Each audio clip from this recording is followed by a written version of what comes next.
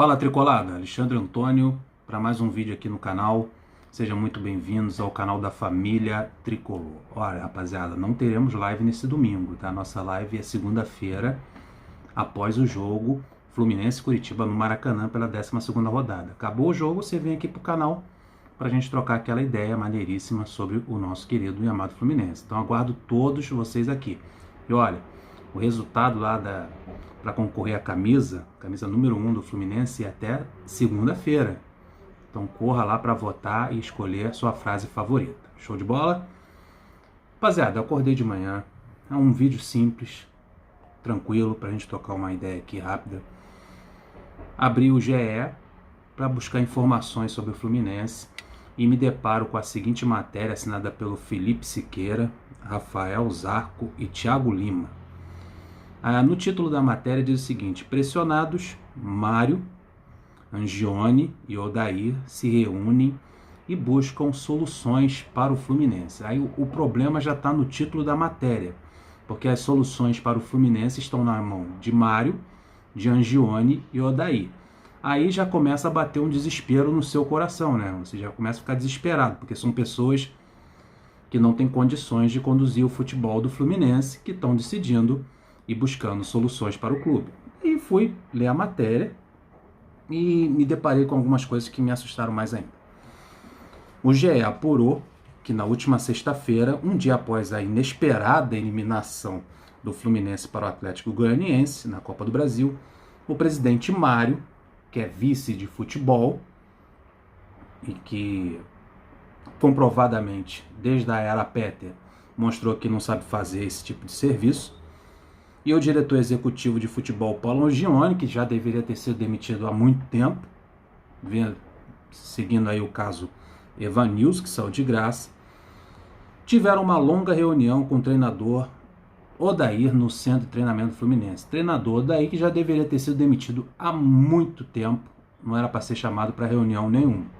Daí continua a matéria dizendo o seguinte: o encontro durou algumas horas e serviu, entre outras coisas, para blindar o treinador. É isso mesmo que vocês estão ouvindo. Blindar o técnico das críticas e reforçar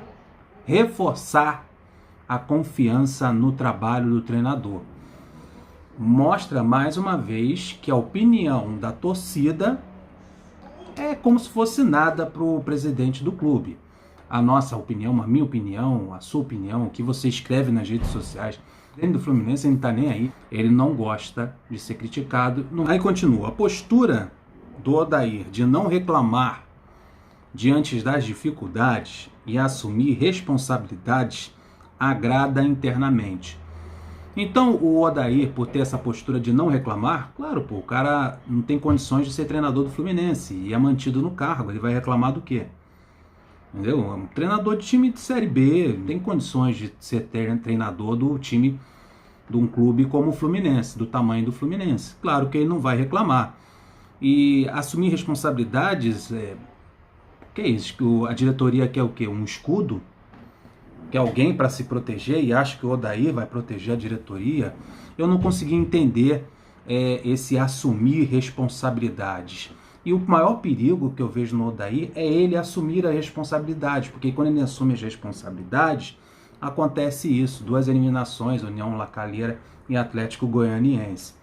São pessoas que não têm a mínima condição de assumir responsabilidade no Fluminense.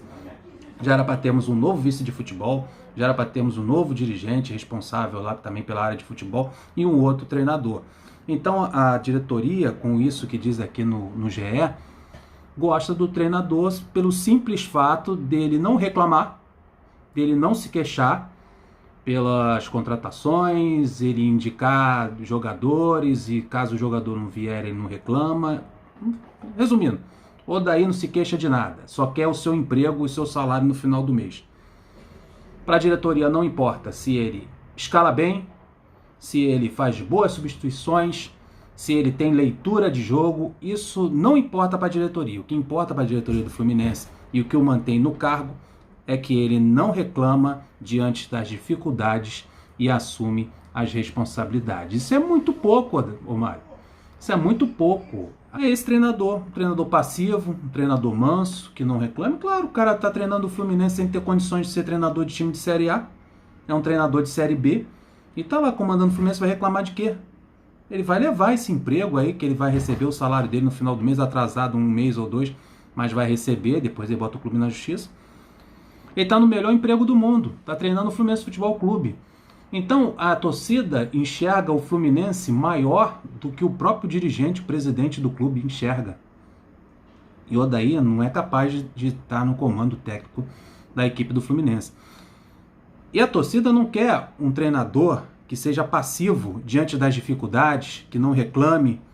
Não, a torcida não quer esse tipo de treinador. A torcida quer um treinador que saiba escalar um time, saiba ter uma leitura de jogo, saiba fazer pelo menos uma substituição correta.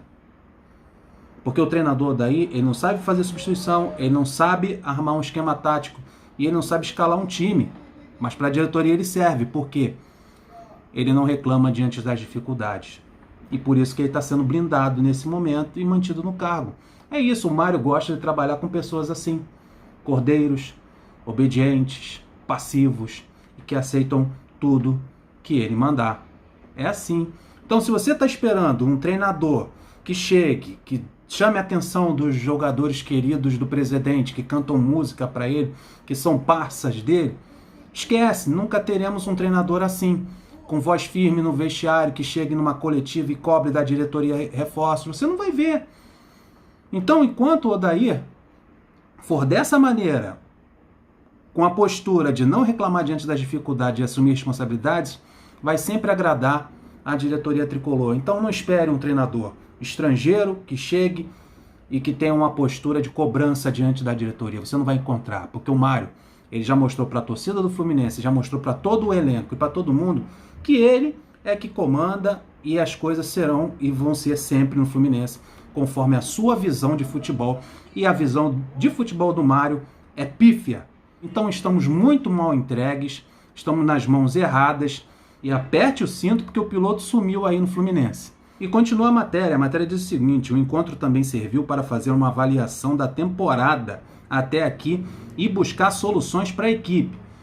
A avaliação da temporada, Mário, é a seguinte: o Fluminense foi eliminado da Sul-Americana pela União La Calera e foi eliminado da Copa do Brasil pelo Atlético Goianiense. Essa é a avaliação do trabalho do Odair. Então, as soluções para a equipe, como eu falei no começo do vídeo, está na mão de Mário e de Angione. Aí o problema fica pior ainda do que o imaginado. Aí continua, um deles está bem encaminhado, daí diz que o Fluminense está à procura de reforços, e principalmente para o ataque, que é o setor considerado mais debilitado após a saída do Evanilson. E quem vai procurar um centroavante para o lugar do Evanilson? Justamente aquele dirigente que deixou o Evanilson embora de graça. Vocês conseguem entender como é que o Fluminense está na mão das pessoas erradas? O Angione perde o Evanilson e agora o Angione tem que repor a ausência do Evanilson. E quando ele vai repor a ausência do Evanilson, ele está com 2 jogadores encaminhados. Mas esses 2 jogadores não fazem a função que o Evanilson faz. Ou fazia. Não fazem. São jogadores de lado, meio atacante, que é o Poçante Luca e o outro Poçante Léo Jabbar. Não são jogadores com as mesmas características do Evanilson. Daí a matéria diz aqui, cita aqui o atacante uruguaio, que o Fluminense diz que não tem condições financeiras para trazer, que é o Ignacio Ramírez. Diz que o Fluminense teria que ter um aporte financeiro alto para trazer o jogador. E é um jogador que cairia como uma luva nas características e na função de goleador do Evanilson. Porque você vê como não dá para botar Mário e Angione numa sala para decidir o futuro do Fluminense. Vai acontecer isso aí.